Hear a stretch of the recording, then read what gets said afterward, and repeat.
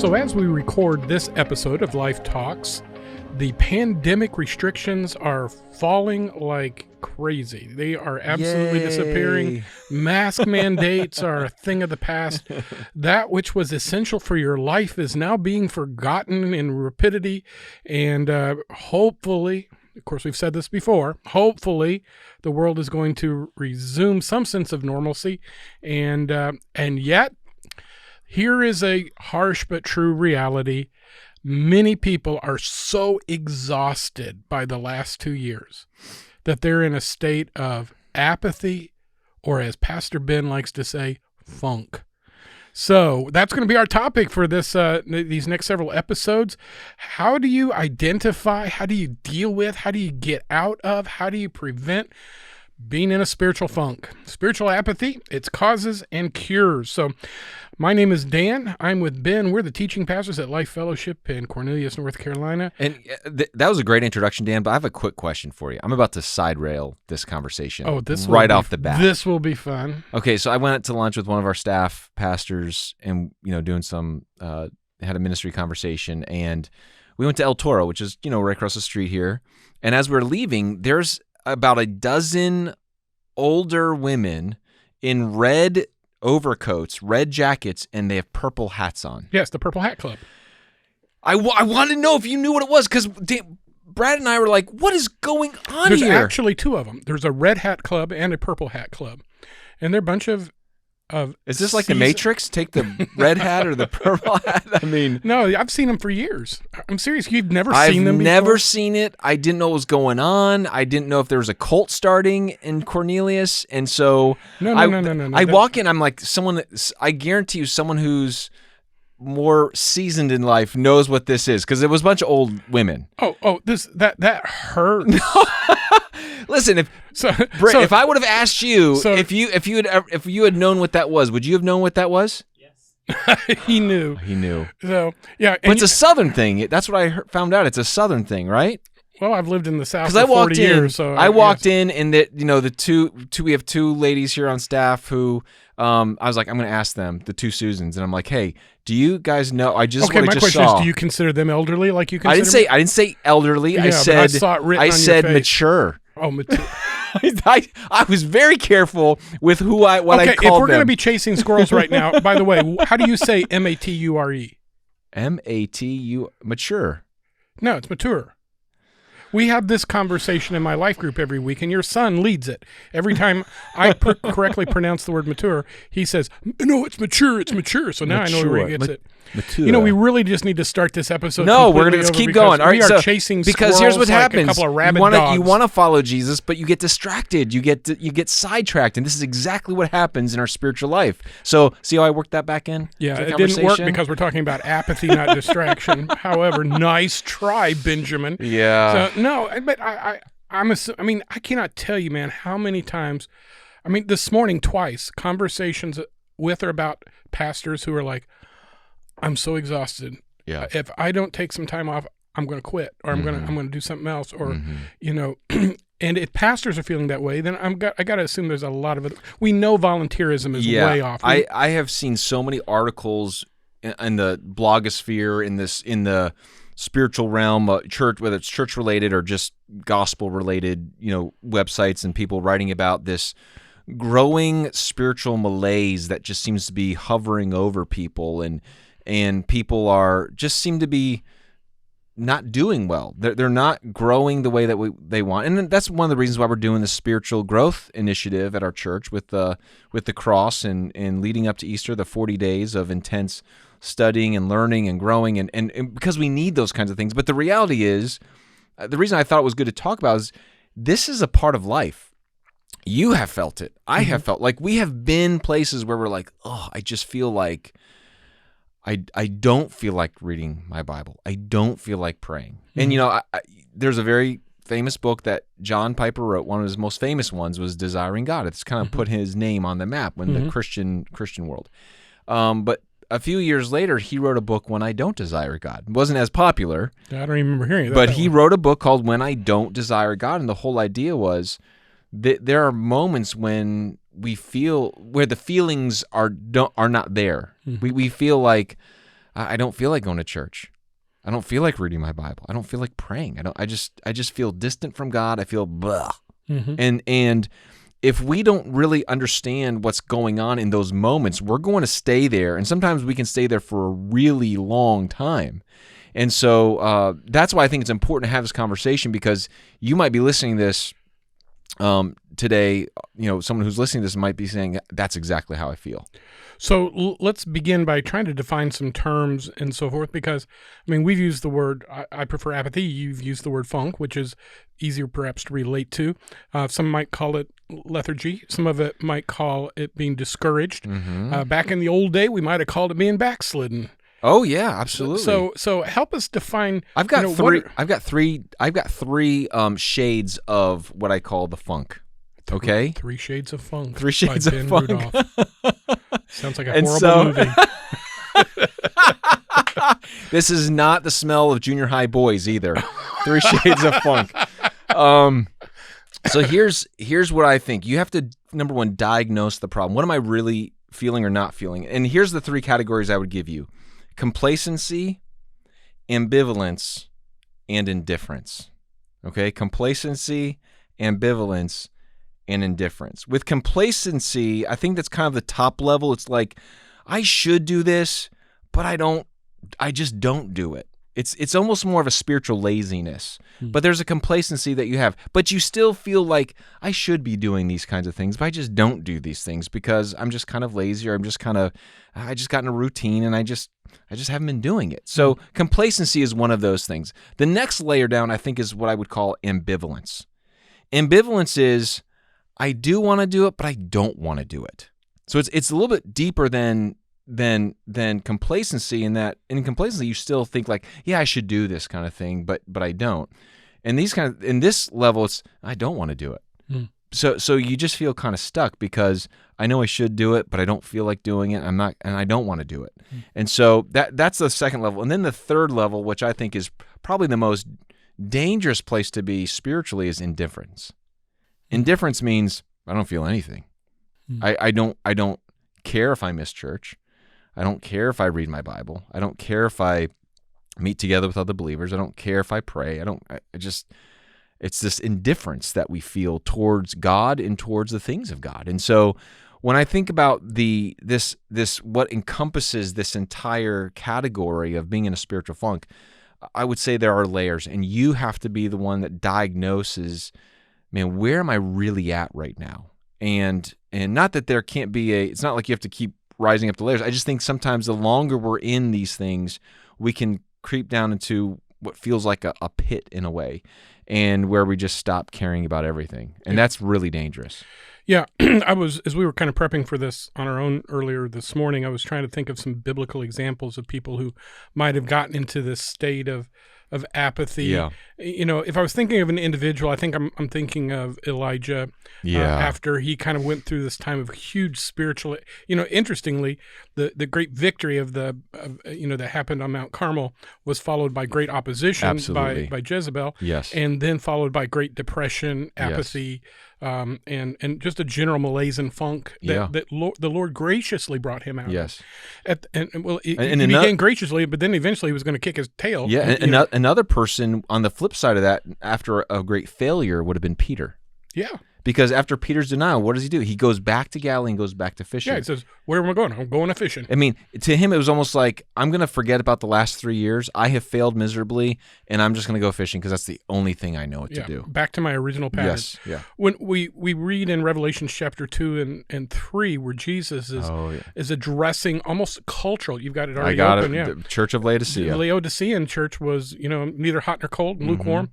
So I think we have to consider this both from a personal level and also more or less a corporate level among the redeemed, correct? Yeah, absolutely. I think it's so important to understand that this is a natural flow of life. And sometimes when people are in these kind of funks, they just beat themselves up. Oh, I'm just the worst. And that's not going to help you. Okay, I think it's really important that you don't turn anger and contempt towards yourself. It doesn't mean that you shouldn't want to change, and it doesn't mean that you need to honestly look at yourself and be like, these are the choice. I'm here because of the choices I made. So I think the two mistakes you can make when you're in this that will prolong it is, number one, you just hold yourself in contempt and you beat yourself up. Oh, I should know better. I've been a believer for this long. And the second other problem would be just a general excuses. Well, I wouldn't be this way if it wasn't for Pastor so-and-so, if it wasn't for this person who offended me, or, you blame everybody else for your problems, right? Mm-hmm. So on one hand, you can just blame yourself in such a way that you paralyze yourself because you beat yourself up, and it's almost like, I'm just going to keep punishing myself. You know what I mean? And the other one is, I'm not really going to address it because I'm here because of them. Mm-hmm.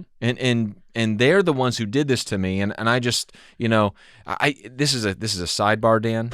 Okay, I'm getting another sidebar. This boy's chasing some squirrels today. I've noticed, I'm a huge podcast listener, and I have noticed recently how many podcasts are coming out in the spiritual podcast sphere that has to deal with churches wounding people. Yeah. Now listen, I get it. Are there abusive churches and abusive leaders out there? Absolutely. I would not deny that, and it happens way too often, too more than we would like to admit, okay? But here's the thing I would say. Not everyone is a victim of the church. Yep. Okay? And I think you really need to understand it. Don't say that the church has harmed you if someone someone who said something stupid to you one day. That's not the church. Right. That's an individual who probably is not walking with Jesus or is immature himself, and he said or she said something stupid to you. That's not, quote unquote, the church harming you. Oh, dude, we are going to do a whole podcast on this. I am biting at the bit. How quickly do we blame the church? Yeah. It's a national pastime for believers right now, and we all want to be this victim. We use these little cliche phrases like organized religion has harmed me or whatever. Well, how's disorganized religion working? I mean, it's so cliche, and it's, in my opinion, it's a bit pathetic as well. Well, and I say all that to say, stop excusing. Yes. Where you're at. Own your condition. And that's one of the things I think you've got to do is you've got to be honest with yourself. Yep. And chances are, yes, where you are is because of a number of factors. It could be because, like we talked about, you had this great spiritual high and then you didn't know where to go after that. Mm-hmm. You had this great failure and you didn't know how to respond to that. Or someone might have said something harmful to you. I don't know. Or maybe you just kind of woke up one day and you're like, how did I stray so far from the path where I was on? Yeah. These things can happen, but be honest with yourself. Don't beat yourself up and don't blame shift. Those are the two things I think we need to be aware of that we do not do in these moments. Excellent. And we're going to have 3 episodes on this, and the primary focus of this episode is, how do we self-identify this state? But you're bringing up so many other good aspects of this, but I want to make sure we take enough time. What are some indicators? How can we self-diagnose? Look, I'm in a state of spiritual apathy. Let's put it on the bottom shelf, so to speak, and say, if I'm experiencing these feelings or these characteristics, if I'm detaching from the local church, for instance, I think that's a really big one, Dan. Yep. If you are sitting there and you're like, I don't go to church. I mean, again, well, this is COVID related. How many people have found an excuse to detach from the church, and now that it's time to reattach, they've got a decision to make. Yeah. And so there's been a number of people that have disconnected from the local church. And I mean, you and I both believe this, not just because we're pastors, but because we're followers of Jesus who know the Word of God and know what Jesus teaches. But the reality is, you are not going to be able to live the fullness of the Christian life. You're not going to be able to experience the fullness of the kingdom of Christ on your own. It's impossible. The illustration I like to use is this. No one would think that a marriage that has the husband in one bedroom and the wife in another bedroom and the kids downstairs is a healthy relationship. That's right. It's a healthy family. And when you stop talking, when you stop engaging, when you stop interaction in a normal flow of your life, there's something broken in the relationship. So it is equally unhealthy when we consider ourselves spiritually, if we've detached ourselves, moved into the other bedroom from our church, church Yeah. and say, yeah, I'm still part of the family, but Yeah. I'm not speaking to them. I'm not engaging them. We're not sharing meals together. We're not going places together. And it is a sign of huge dysfunction. And we ought not spiritualize that and rationalize that as being okay and being normal. Yeah, and almost, I guess I would classify, how do I know that I'm going a spiritual funk? Is the only person you're thinking about is yourself. If you think point. about it, Excellent point. There's enough churches out there that you can hear a sermon on a Sunday from a video screen. I mean, we Sure. broadcast our services. You can listen to podcasts. You can do all kinds of things. You can take something from a local congregation and feel quote unquote fed, quote unquote, like, oh, I'm enjoying these things. There's nothing wrong with those things, but if you don't have a desire to engage, to serve, to commune with the other parts of the body of Christ, that means the only thing that matters in the world is you and your needs being met. Yeah. And I think that's a sure sign. If the only thing that you're evaluating is whether or not I feel good about life or not, that's going to lead to a spiritual funk. Yeah. We would say very clearly the person who goes into their bedroom every day and gets a bag of potato chips and a 2 liter of Mountain Dew, and at the end of the day they've watched thousands of YouTube videos and eaten chips and soda, is unhealthy. We would say that without any socially, hesitation. emotionally, unhealthy in every sense of the word. Health respect. The person who separates themselves from the body, and even though they're enjoying hearing the celebrity preacher of the month on a YouTube channel, or they're using memes for their devotions or whatever. They're not engaging, they're not growing, they're not learning, they're not exercising, they're not fellowshipping, and they're going to become unhealthy and unbalanced. So I would say a complete consumption with self and not any regard for anybody else. I think that's number one. I think number two would be you just have no desire to open up the Bible or to open up your heart in prayer. I think Bible reading and prayer is the two fundamentals of spiritual disciplines. And you and I we just got over with a preaching through a series on spiritual disciplines, which I think was one of my favorite sermon series I think we've done. But all of those things, we need to remember that there's always going to be times where you don't feel like doing it. It doesn't matter. But if you sense like I just don't want to, or I just, it goes to that indifference or ambivalence or complacency, whatever it is. But if you see yourself pulling away from spiritual disciplines or stopping spiritual disciplines, that's a sign that's not a healthy sign. That's a sign that you're going in the wrong direction. And so, if you list all the spiritual disciplines that we went over, from reading your word, praying, fasting, serving, worship, all those things, when we pull ourselves away from the spiritual disciplines of life, we're going to dry up. It's just like a plant that doesn't get sunlight and water. And that's what happens to our soul when we stop practicing the spiritual disciplines. Yep. So I have a couple. One of them, and this is true in my life too, is that I stopped caring about the impact of sin in my life. Yeah. In fact, I become quite comfortable with sin. Yeah. And it's because it's too much work to go after it, or I don't take God seriously enough. I don't take my own sin and its ramification on myself and others seriously enough. But we just become casual. I was counseling a dude not long ago, and he was having an addiction problem with pornography. And he finally looked at me and goes, you know what? I just really don't even fight it anymore. He goes, I fought it, and I keep falling back. And I'm like, well, who's this really hurting? It's just, and I thought, dude, warning, Will Robinson, you got big problems in your life. But, that's a good there are two times point. when God judged Israel, and it was when every man did that which was right in their own eyes, and when sin ceased to be exceedingly sinful. And when those two things happened, God said, you know what? I'm going to go in and shake up the snow globe. That's right. So the other one that I think is when we allow, and this is kind of related, but it's different too, when we just simply allow the bad attitudes to take root. Here's the reality. Every marriage goes through flat spots. Every relationship has times when it's like, oh man, this relationship is the best one I've ever had. This friendship is just so good for my soul. And then all of a sudden something happens, or we just become, even in our own trajectory of our life or our career, a lot of times for men, it's the 40s that they really struggle in. When kids come into the family, marriages begin struggling because it's exhausting.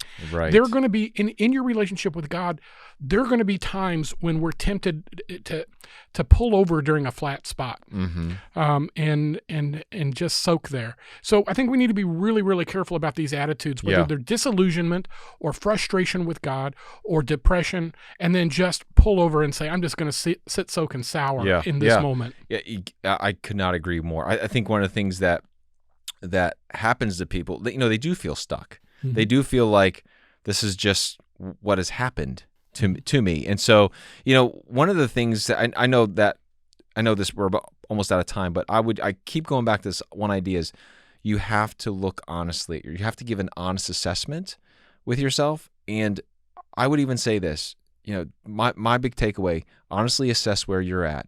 And number 2, ask someone for an honest assessment of you. Invite feedback. Invite someone who knows you well. Invite someone who loves you and will be honest with you and say, hey, what do you see when you see where I'm at? And whether it's your spouse, whether it's a good friend, and here's the one thing: if you don't have someone in your life like that, that's another danger Will Robinson kind of moment to say, man, if I don't have anyone in my life that's could even challenge me in this way, the chances of you getting into a spiritual funk and staying there is even greater. So anyways. Indeed. All right. We've started this topic. Thank you so much for joining us as we've discussed these marks of spiritual apathy. We're going to continue in our next episode, how to overcome spiritual apathy. So we've identified it in our life. What next? And I hope you'll join us for that. Please, as always, share the news of Life Talks on your social media and anywhere else you can. And until next time, thanks for joining us as always on Life Talks.